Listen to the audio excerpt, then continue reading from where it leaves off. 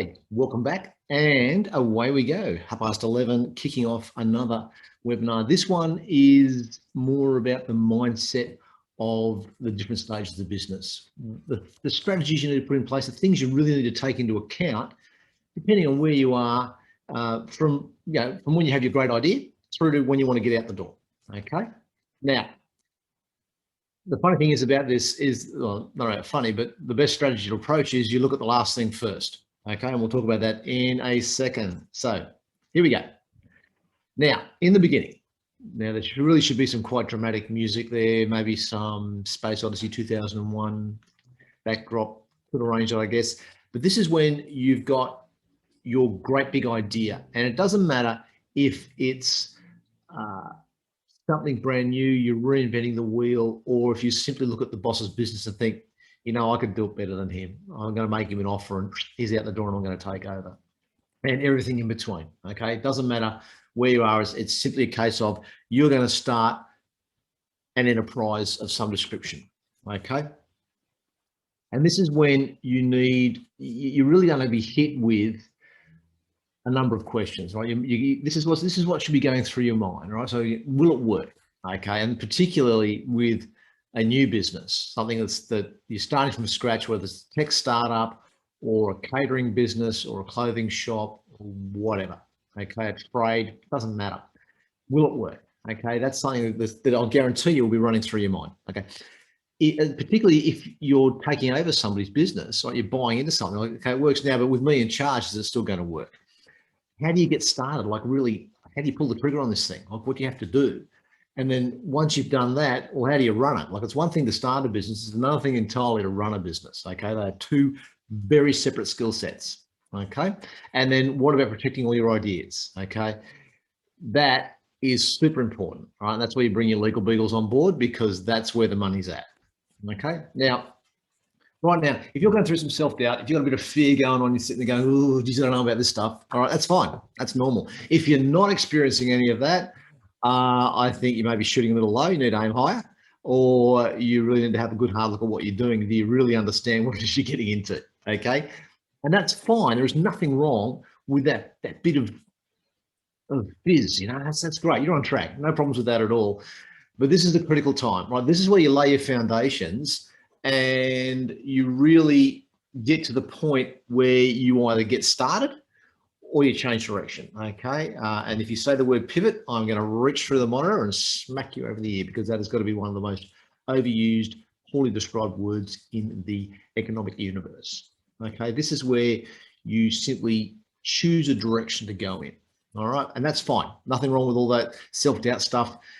Perfectly normal. It makes you really assess what it is you're doing and where you're at, which is what you want to be doing, okay? You really want that critical assessment, okay? Now, this is where you go through what I consider to be the 5 questions that lay out the structure of the bones of your business plan. All right. If you're not thinking about writing a business plan, that's fine. Sit down, grab a coffee, start thinking about writing out a business plan. All right. Start mapping out what it is you're going to do. What's the big idea? What's the problem you're solving? And let's just hang on that for 1 second, because if you're not in business to solve a problem, then you're not in business. All right. It's that easy. Okay.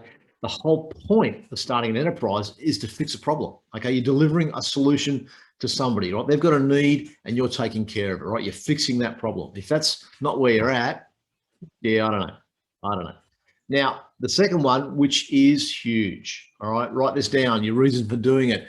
This is the nervous system of your business, okay? Everything you do will be focused on this, right? The way you market, the way you reward your staff, the way you interact with your customers, your culture, everything will be centered on why you're delivering the solution to the people's problems, okay? And why is it you? Okay, why you are the person to do this. That has to be the core focus of everything you do, right? And who? The principles and the structure, right? Who's who in the zoo? All right, we'll go through this in a little more detail in a sec. How the actual mechanics of how are you actually going to do this, the mechanics of the business. That's one thing to say, we are going to deliver the best shoe shop in South Brisbane. Cool, but how are you going to do that?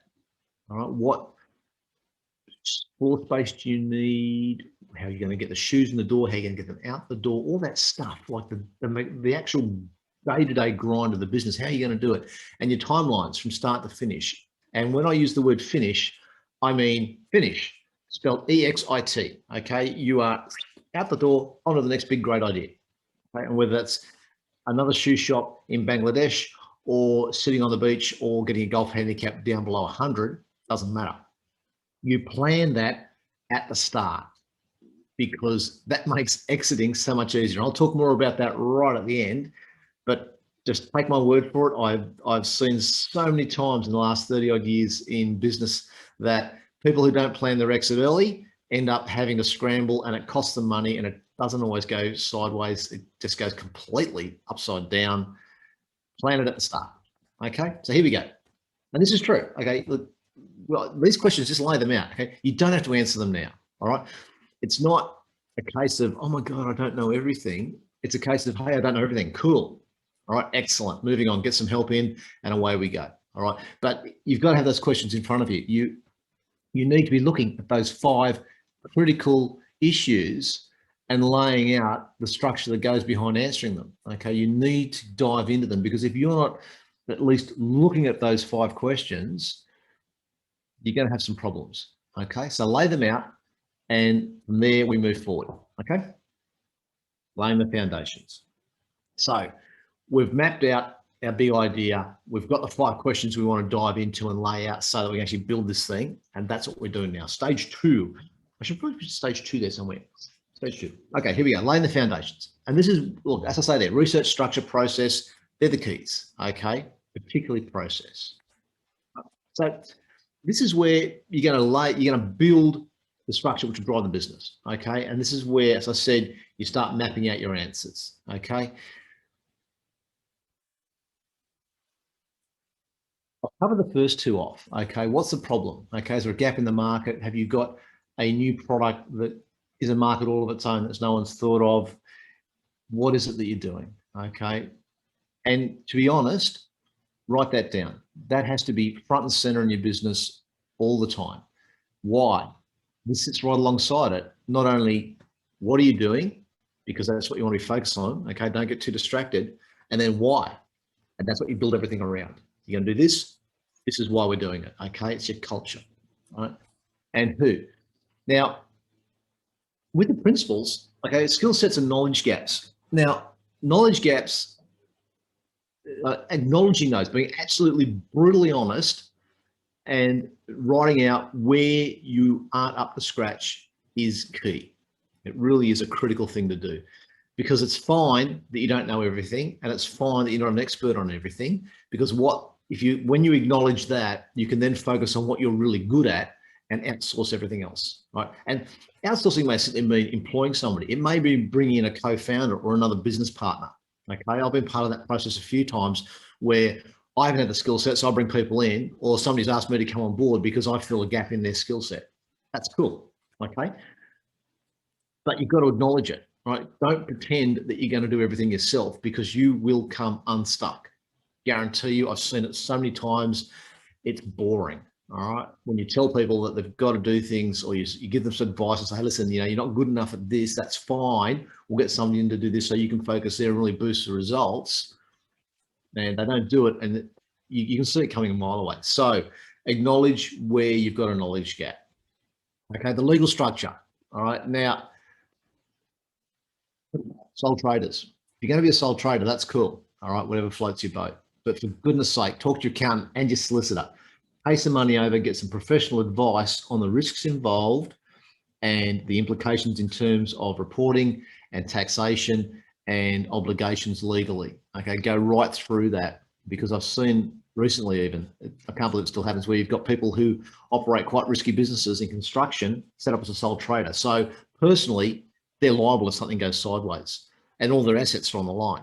Now, there may have been a reason for doing that way back in the start, but I look at where they're at now and just scratch my head and think that's crazy. And when you try and change structure later, well, then you've got tax implications for starters. Okay, and you've got historical risk that you're carrying forward into a new entity. And it's just, get it right at the start. Okay, plan to start the way you intend to continue. Okay, and mentors and advisors, all right, and really doing that on a third-party basis is the way to go because they're impartial.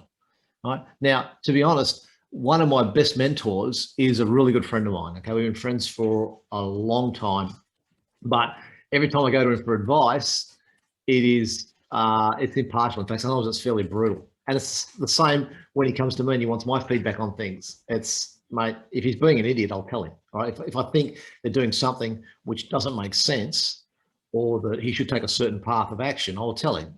And even though he might not agree with me, at the end of the day, we're still mates. But at least he knows he's getting impartial advice because, quite frankly, his business is his business. It lives or dies, no skin off my nose. Okay, we'll still be mates tomorrow if he goes bankrupt. Makes no difference to me. But doesn't mean I'm not going to, I'm not going to sugarcoat the advice. All right, so get some impartial people on board who'll have a hard look at what you're doing, and you may be surprised where you find them too. And I'll get onto that. I'll dive into that tomorrow. So we'll just come back 1 second on that. Chambers of commerce and those sort of organisations are great for networking and great for picking up ideas and advice. And you'll be surprised how many quite successful business people are very happy to share their knowledge for free. Right? If you've got the gumption to get up on your back feet and have a chat to them. Right?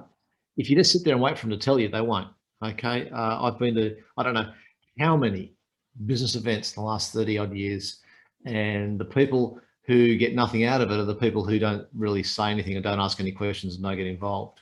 And you don't need to be there chatting all the time. You just need to ask a couple of questions every now and then, get into the swing of things, and sooner or later, somebody will give you the advice you want. You'll find the mentor you're looking for, okay? Now, how? And really covering off the big areas: production, finance, marketing, admin, culture / people, all right? Culture and people are actually two different things. Culture, and I really should put staff there in terms of the people you employ. But all of that, we come back up to the why. All of that structure, the way you do it revolves around why. Don't forget that. Okay, that's critical, super critical.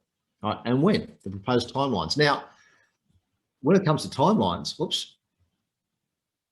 Okay, that could be 3 weeks. It could be a project-based thing that's simply going to go for a couple of months. It could be 35 years. Doesn't matter. It is what it is. Okay, but lay the timeline out, and don't forget to put the exit, how and when you're going to get out the door. And we all know that you set timelines, and at the end of the day, sometimes you just don't meet them. That's cool. But if you don't, you're never going to meet a timeline you don't write down. Okay, it's like it's like goals. You're never going to achieve a goal you don't write down because it's not in front of you. You haven't committed to it. Map your timelines out. Okay. And this is when you really dive into your market and your competitors. Oops, sorry. Hang on. There we go. Okay. You've already thought about this, I guarantee you. Okay, especially if you're buying into a business. But even if you're starting something new, you'll know where your market's at and your competitors. But this is where you really, what's the phrase? Oh yeah, deep dive. Very cute. Take a long, hard look at them. Right, check them out and use your networks. Okay, you've been going to chambers of commerce. You've been going to an accelerator. You've been going to startup hubs. You're really getting into the environment where people are going to help nurture your business. Great, tap into it, okay? This is where you get that free advice if you just ask, okay? That's all, really, seriously, that's all you need to do. And that will get you started. That will get you down the road. That will be so much help, you will be surprised, okay? So don't be afraid to have a crack. Now, so we've mapped out the answers to our 5 questions. Okay, we've got our sights set on opening the doors, right? We know where the market's at. We've got a couple of people giving us some advice, some mentors. We're pretty sure we've got our skill sets covered off, okay, in terms of who the founders are, your own skill set, and you've either bought in or outsourced to people to fill those gaps. You've got some staff on board that is in fact filling a skill set gap. Now, so one thing on that, just while I'm talking about that, you don't have to do everything, okay? I mean, even if you're really good at something in the business, you don't necessarily have to do that, okay? In the early stages, absolutely. But just remember that you want to be working on your business, not in it. And that's a really cute cliche, and it gets trotted out all the time. And the reason it gets trotted out all the time It's true. Okay, you really don't want to be in there at the coalface every day until the thing finishes. That's not what business is about. Business is about duplicating your efforts. It's about solving a problem using leverage and scale. Okay, if you just want to do it yourself, really what you've done is bought yourself a job. Okay, sometimes it's a well-paid job, but that's a job. Okay. So anyway, so now we're all set. Laid the foundations, we know where the market's at, we've got our advice lined up, got the team ready to roll, pull the trigger, open the door, and believe I've been there and done that a few times, walked into a brand new shop fit out and just gone, how good is this? And it is good, I tell you. That first day, it's good. It's when it gets real. And no, there are no shortcuts. And yes, it's not a job. Yeah, you figure that out. You don't start at 9 and knock off at 5. And it's funny. If I give you a little anecdote with that one, at one stage, I owned a coffee van, which we built into a catering business. And that was just me. I just decided I was going to take a sea change, took a couple of years off and ran this coffee van. And mind you, made some good money. There's money in coffee if you do it right. Ask Philip DeBella. Now, some of my mates saw it and I said, so really, you just drive around an industrial state. You start about 7, knock off at lunchtime and go home. Like you're working half a day. It's like, yeah, no. Up at 6, make sure the van's packed up, get ready to roll. Bit of a drive down the road. First coffee about 7. Last coffee is about 1:30-ish, because no one really, there's really no market for coffee after that, especially in those industrial states where I was working, those office parks. Not going to happen, not in the afternoon. But then I get home and then you got to clean the van up, pack it up, get ready for the next day, order supplies, make sure everything's Mickey Mouse, do banking sometimes, some days of the week, all that stuff, and then knock off. So your already have a half day is really something rolling out towards 10 hours, something like that, 9 or 10 hours a day. So there are no shortcuts and there are no little 9 to 5 you knock off and go home. Even with the small businesses that are 1 or 2 man shows that you think, gee, that's pretty cruisy. Yeah, no, it doesn't work like that. Okay, so this is where you really put the effort in. Okay, so sorry, on our production. Okay, now in the production phase, okay, stage 3. This is where you're going to get tested. Okay, like I say there on the slide, look, it's resilience, it's commitment, it's just sheer bloody willpower. Will be tested every day because you'll get similar challenges, but then every day there'll be something new, especially when you're starting up. Everything's brand new. You're going to cop new stuff every day. That's fine. Okay. If that's what's happening to you, cool bananas, you're on track. Okay. If that's not happening to you, something's gone wrong. Okay. If you're not being tested, if it's so cruisy, everything falling into place, then yeah, that's highly unusual. Okay.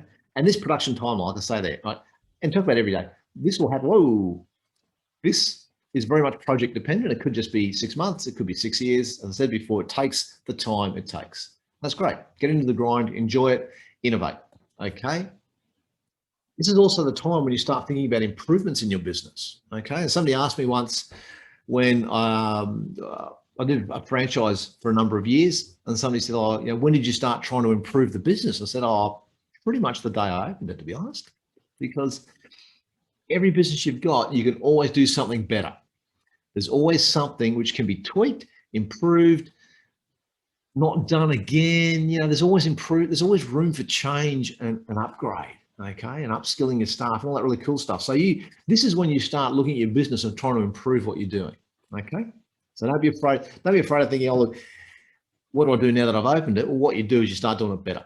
Simple as that, okay? Now, in terms of that, discipline. Oh, yes, discipline. This is where you want systems and processes, okay? And I will hammer this a bit later, all right? This is super important, especially if you're starting something brand new. It's all yours. You're not taking over everything existing. You're not buying into a franchise, none of that stuff. It's just you cold, away we go. Systems and processes are your best friends, okay? Cash flow management needs system and process. Okay, I spoke about that yesterday. If you missed it, that's cool. Come back, I'll do it again next week for you. Cash flow needs system and processes. You need to be able to monitor what's happening in your business from a cash flow point of view, spot the trouble spots and fix them. Sales processes, again, What works in your marketing and your sales approach? What works? Document it so that people in your business, you've got a manual to give them, okay? So that when they do things, they can just repeat and repeat and repeat the stuff that works. Your people, they need a system, they need a framework to work within. You don't want them freewheeling and just reinventing the wheel every 30 seconds, because you've got a business that solves a problem because you've got the reason why. Then fine, that's the way they do it. This is why you do it. This is how we do it. Set the framework, put them into it, and away they go, because people work better that way. Okay, businesses function that way. If you can't monitor the performance, you have got precisely no chance of fixing things that go wrong, because you won't see where they're going wrong. You'll have no way of picking it up. Okay, seat of the pants is really cool in startups before you launch, but once you're up and running and you've got revenue and you've got customers and staff, all that really cool stuff, systems and process, document everything. Okay, a knowledge hub. Okay, it's a nice, cool word. I actually wrote one of those a little while ago. It makes you focus and really think about what it is you're doing in the business and how it works and how you're going to do it again. Okay, so this is what we're talking about here. A knowledge hub of what, why, how, and when. Okay, don't guess. Do not do the seat of your pants, make it up as you go along scenario. Not once you've opened the doors. It doesn't work.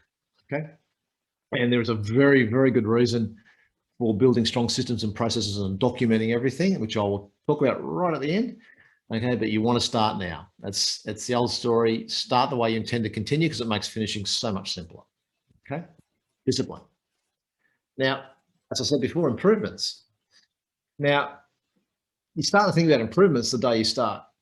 Okay, it's all about performance monitoring. It's about identifying the things that work and tweaking them to make them work a little better, and the things that not work and treating that as an opportunity to do things better. And maybe they're not working because you're trying the right thing, you're just doing it the wrong way, if that makes sense. Like, you know there's something you have to do, it's just finding out a way to get the outcome. Okay, and there's a whole lot of points that I've got there that cover off obvious targets for improvement in a business. How do you build repeat business? Even if you're a one-off purchase or a service, solicitor, for example, you might buy a property, do some conveyancing, buy a property, use a solicitor to do that. For most people, they'll never see the solicitor again. It's a one-off transaction for most people. Or they might see them again in 5 or 10 years' time. And in 5 years' time, do you go back to the solicitor you used for your initial purchase? If you've had no contact with them at all, you need a strategy. If you're in that scenario, you need a strategy to get referral business and to keep in touch with those clients. So if and when they do something in the future, they come back to you. Now, staff turnover, it's too high. Now, I've had that scenario and we fixed it by changing our hiring processes, because that's where the problem was at. We were simply identifying the wrong people, okay? Or it's too low. Had that problem once we had some staff hung around. Now, one tip on that, in one business I had, we were part of a franchise network, and part of that franchise network was running training courses. And I sent my staff to every training course I could get them on. Every one of them, I'd have them out the door, and we would simply cover them back in the office while they went and learned something new or upgraded their skills. And I was once asked by one of the regional managers, look, I said, it's amazing. Like, some people never go to these things, and you send all your staff to every course going. Why? I said, well, mate, it's pretty easy. But I would rather have a highly trained staff member leave than have a really poorly trained staff member stay. And that's where I come back to the too low staff turnover. There are times when you really need to flick some people, right? It's an improvement to the business. So you start identifying that early, and that's where we come back to systems and processes. How are you monitoring people's performance? How are you rewarding that? And how are you dealing with poor performance? Okay, systems and process. Production is inefficient. And again, systems monitoring your cash flow will show that.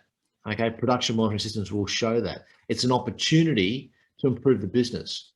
Okay, cash flow constraints. I spoke about that at length yesterday. If you missed it, that's cool. Come back next week and we'll roll through that again. How you identify where your cash flow problems are and how you fix them. Okay, market research. Your competitors are developing better products. Well, if they're developing better products because you've come into the market and stirred them up, well, kudos to you. Well done. What are you going to do about it?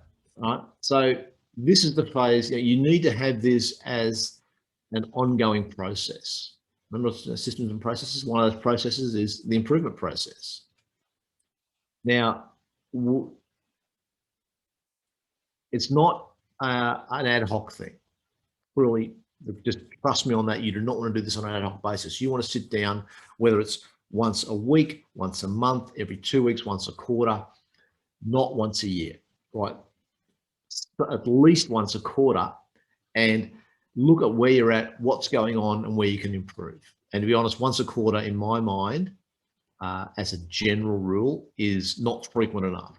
Okay, if you're only sitting back once a quarter and reviewing the business, you are too deep. You need to cut some more time out for yourself to get back and take that one step back, one step up, have a look at everything, because otherwise you're not going to get the growth, you're not going to get the outcome, you're not going to get the results that you want.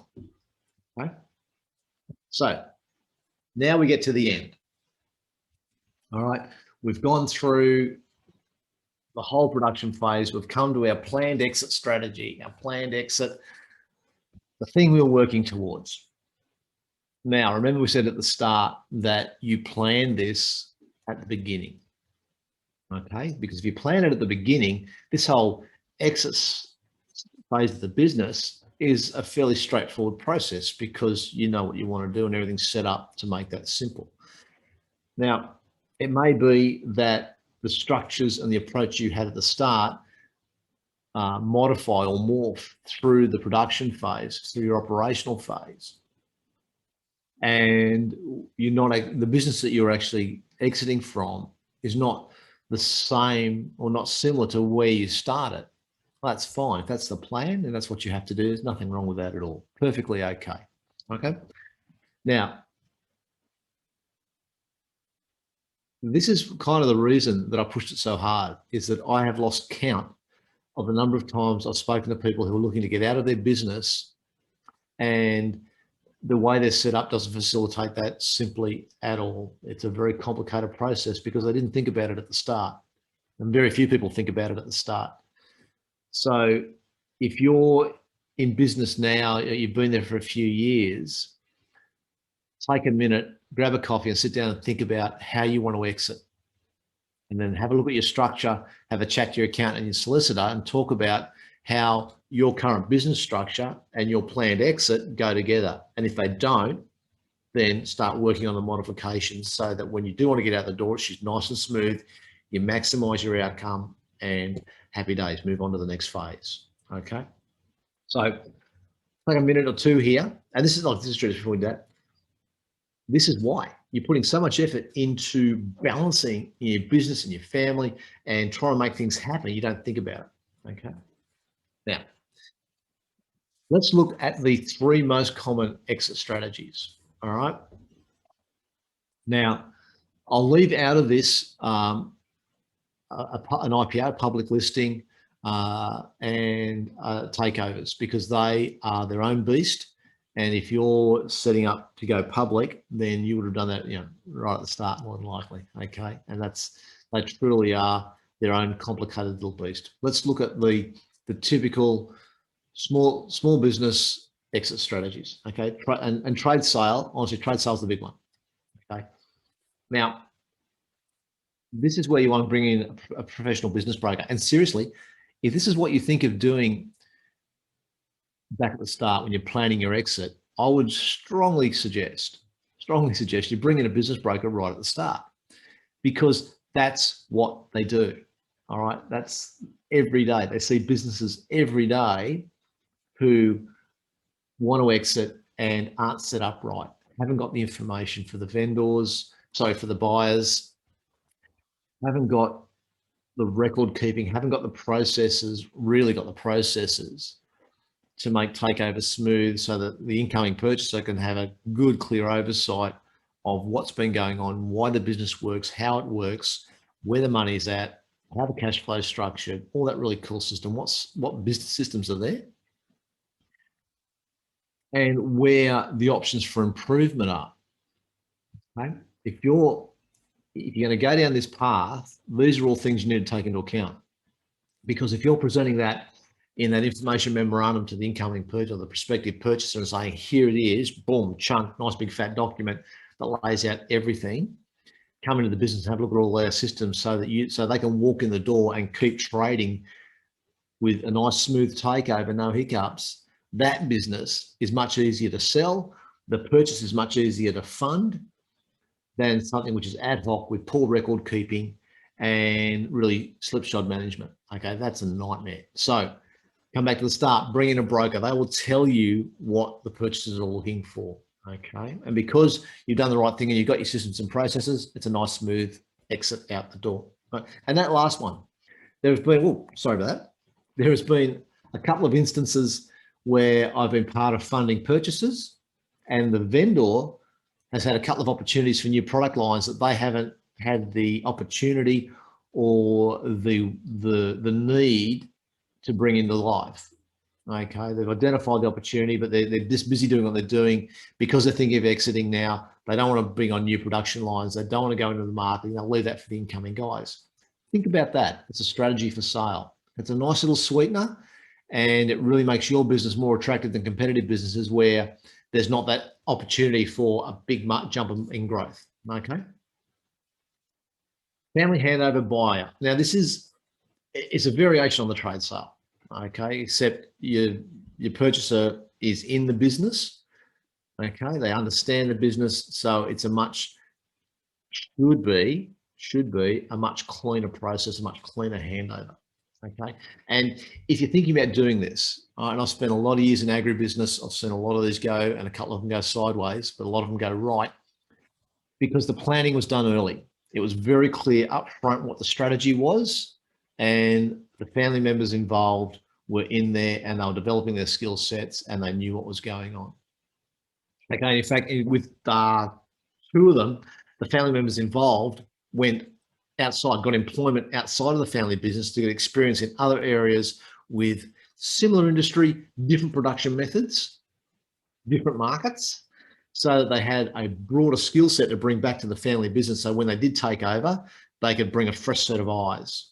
Okay, and those two in particular,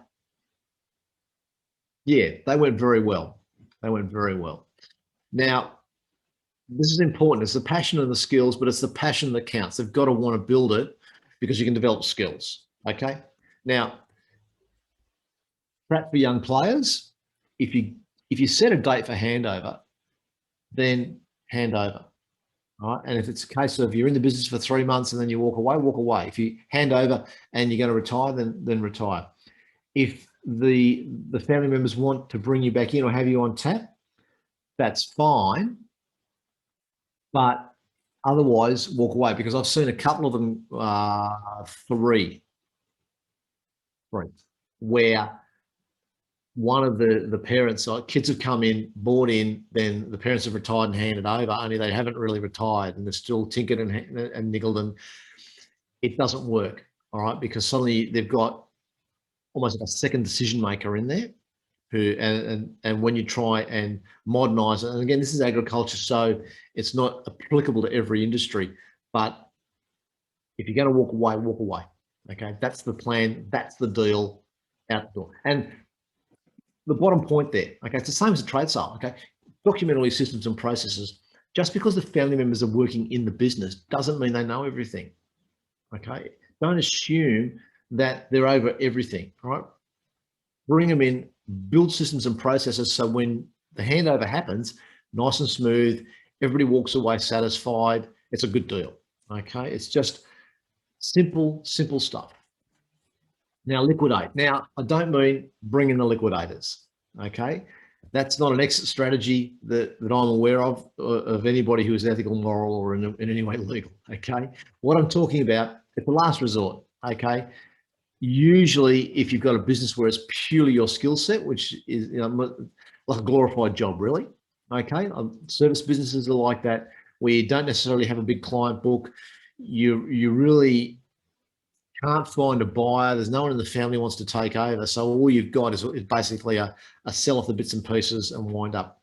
If that's where you're going to go for, okay, and I've had a business where I did that because it was really just my skill set and the client base wasn't that scalable at all, then that's fine, because we just look that way and okay, here's where we're going to be in a couple of years' time. Great, excellent. We know where we're heading. We're going to maximize the cash we take out of the business. We're going to minimize the investment, because at the end of the day, there's no payoff from the investment. There's no ROI on that. It's all about taking the cash out and then using that cash to leverage us into the next stage, which we did. Okay, nothing wrong with that. Okay, it is an acceptable strategy. It's cool bananas.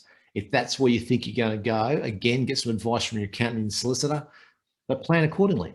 That, right, we're going to go down that track. We're going to maximize the cash we get out of the business. We're not going to overcapitalize it in any way, shape, or form. Bang, off you go. Perfectly acceptable, and you plan accordingly.